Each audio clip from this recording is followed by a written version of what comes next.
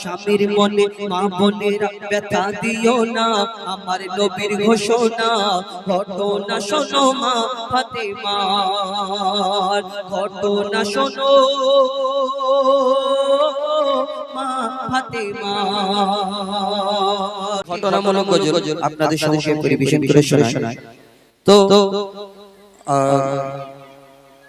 এটি ঘটনামূলক গজল মা ফাতেমা ঘটনা। তো আপনারা অনেকে ঘটনা শুনেছেন, অনেক ঘটনামূলক গজল মা ফাতেমা কেঠুরিয়ার বিবি, মা ফাতেমা ইহুদি নারী এবং আরো অনেক ঘটনা আপনারা শুনেছেন। তো আমি একটি ঘটনামূলক গজল শোনাবো মা ফাতেমা এবং হযরতে আলী কারামাল্লাহু ওয়াজহু। আমরা তানার নাম শুনেছি এবং তানাদের ঘটনা শুনেছি এই দুনিয়াতে, কিন্তু আমরা এই দুনিয়াতে তানাদের স্বামী স্ত্রীর কথা অনেকে শুনেছি আমরা। তো এই কবি ছন্দের মাধ্যমে একটি ঘটনা তুলে ধরেছে এই মা ফাতেমা এবং তানার স্বামী হযরতে আলী কারামাল্লাহু ওয়াজহু এবং এই দুনিয়াতে ইমাম হাসান ইমাম হুসাইন তানাদের সন্তান, দয়ার নবীর বেটি নবী নন্দিনী মা ফাতেমা তানার ঘটনা আমরা অনেক শুনেছি। তো এই ঘটনা আমার কবি ছন্দের মাধ্যমে তুলে ধরেছেন। একদিন আমার দয়ার নবী মা ফাতেমার জন্য বড্ড কেঁদেছে। কেন?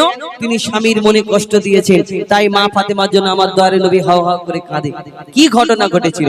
একদিন হযরতে আলী যুদ্ধে যাবে এবং হযরতে আলীর হাতে মা ফাতেমা এত ভালোবাসতেন, তিনি যুদ্ধ যাবে সবকিছু রেডি করে দিয়েছে, তলোয়ার ঢাল জামা কাপড় যা লাগবে তুলে তুলে দিচ্ছে। কিন্তু মা ফাতেমা একটা কথা বলে ফেললেন যে স্বামী গো, আমার একটা জামা আপনি যখন ওই যুদ্ধ থেকে ফিরে আসবেন আপনি আমার জন্য একটা জামা আনবেন নতুন। কেন? তানারা প্রয়োজন ছাড়া জামা নিতেন না। এখন তো আমাদের ডিজিটাল যুগ, ঈদের সময় চারটে জামা নেওয়ার পরেও ওই আমাদের ঘরের মহিলারা কি বলে, ভাগো ওই ছকিনা ভাবি পাঁচটা নিয়েছে আর আমার চারটে হলো, আল্লাহ তো ওদের থেকে তোমাকে বেশি টাকা দিয়েছে, এই কথা বলে যে ছকিনা ভাবির উপরে হিংসা, ওই পাঁচটা জামা নিয়েছে আমার হলো চারটে। কিন্তু তানারা কেমন জীবন যাপন করেছিলেন এইগুলো ভাবতে হবে, ছকিনা ভাবির দিকে দেখলে হবে না। মা ফাতেমার জীবনীকে লক্ষ্য করতে হবে, তাহলে আমাদের জীবনটা ভালো থাকবে, কাল কিয়ামতের ময়দানে ভালো থাকবে। তো স্বামীকে সব যখন দেওয়ার পরে হযরতে আলীকে বললেন আমার একটা জামা লাগবে, তিনি ওই মনটা খারাপ হয়ে গেল। কেন? তিনি চিন্তা করছেন যদি আমি যুদ্ধ থেকে না ফিরি কি হবে। আর এই ঘটনা ইমাম হাসান ইমাম হুসাইন দেখে ফেললেন। দেখে ফেলার পরে আমার দয়ার নবীর কাছে ছুটে ছুটে যাওয়ার পরে গিয়ে জিজ্ঞেস করলেন, আমার দয়ার নবী তোমার আব্বা আম্মা কি করছিল? বলে আমার আব্বা যুদ্ধে গেল কিন্তু মনটা খারাপ। কেন? আমার আম্মার জন্য কষ্ট পেয়েছে। তো সেই ঘটনা কি শুরু হয় কবি ছন্দের মাধ্যমে লিখছে, দেখুন। স্বামীর মনে মা বোনেরা ব্যথা দিও না, আমার নবীর ঘোষণা। স্বামীর মনে মা বোনেরা ব্যথা দিও না, আমার নবীর ঘোষণা। ঘটনা শোনো মা ফাতেমার, ঘটনা শোনো মা ফাতেমার। স্বামীর মনে মা বোনেরা ব্যথা দিও না, আমার নবীর ঘোষণা। ঘটনা শোনো মা ফাতেমার, ঘটনা শোনো মা ফাতেমার। কি ঘটনা শুরু হয় লিখছে, দেখুন। যুদ্ধ থেকে হযরত আলী এলো যখন ঘরে, যুদ্ধ থেকে হযরত আলী এলো যখন ঘরে, মা ফাতেমা স্বামীর কাছে যুদ্ধ হতে হযরত আলী যুদ্ধ করতে যাবে, আলী হাতে নিল তলোয়ার। মা ফাতেমা স্বামীর কাছে করলো এমন আবদার, মা ফাতেমা স্বামীর কাছে করলো এমন আবদার। যুদ্ধ থেকে ফেরার পথে আসবে যখন ঘরে, একটি নতুন কাপড় কিনে আনবে আমার তরে, একটি নতুন কাপড় কিনে আনবে আমার তরে। এই কথা শুনে হযরত আলী বড়ই দুঃখ পায়, এই কথা শুনে হযরত আলী বড়ই দুঃখ পায়। যদি আমি শহীদ হয়ে যাই কে আনবে বলো কাপড় তোমার, কে আনবে বলো কাপড় তোমার। স্বামীর মনে মা বোনেরা ব্যথা দিও না, আমার নবীর ঘোষণা ঘটনা শোনো মা ফাতেমার, ঘটনা শোনো মা ফাতেমার।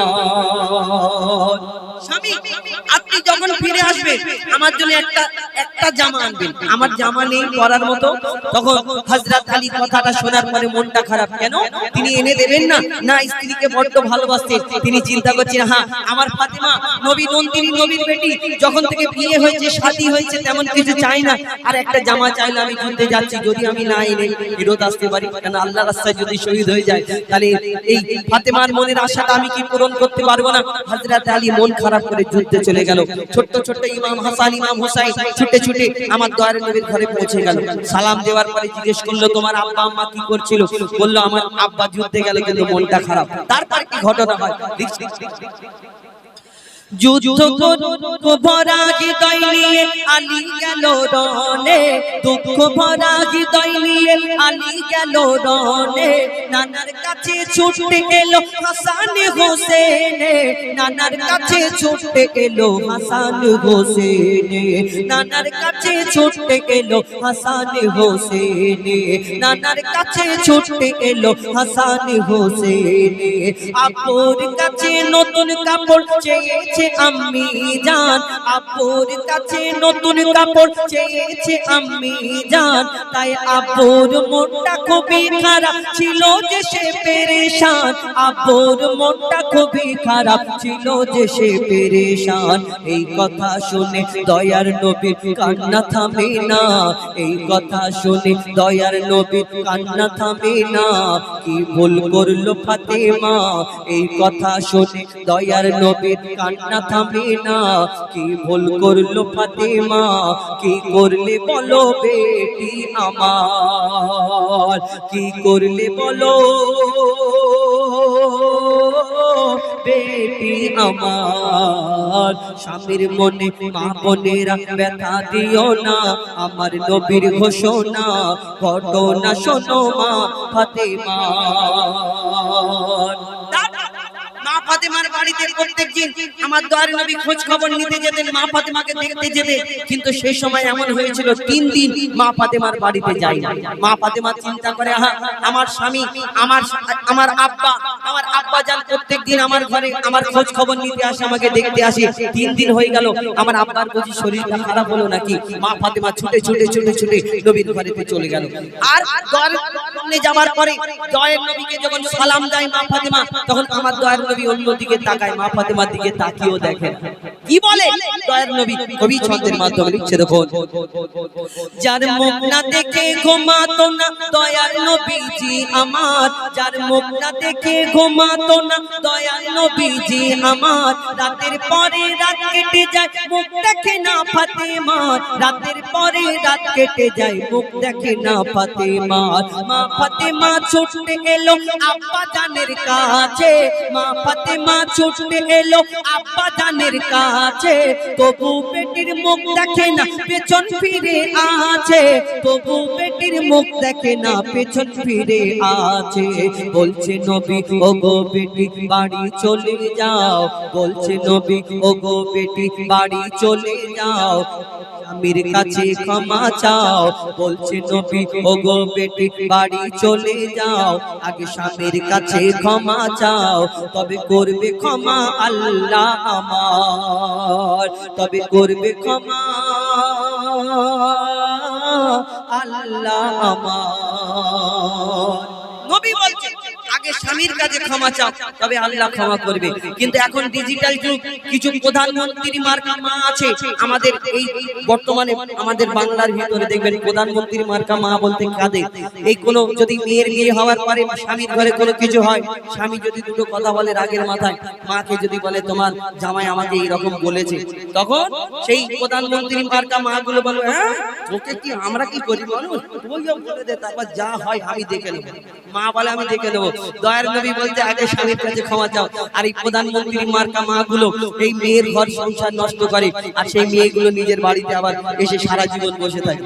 হ্যাঁ, এই দুনিয়ায় কবি ছন্দের মাধ্যমে লিখছে, দেখুন বলছে নবী ও গো বেটি বাড়ি চলে যাও, আগে স্বামীর কাছে ক্ষমা চাও, তবে করবে ক্ষমা আল্লাহ আমার, তবে করবে ক্ষমা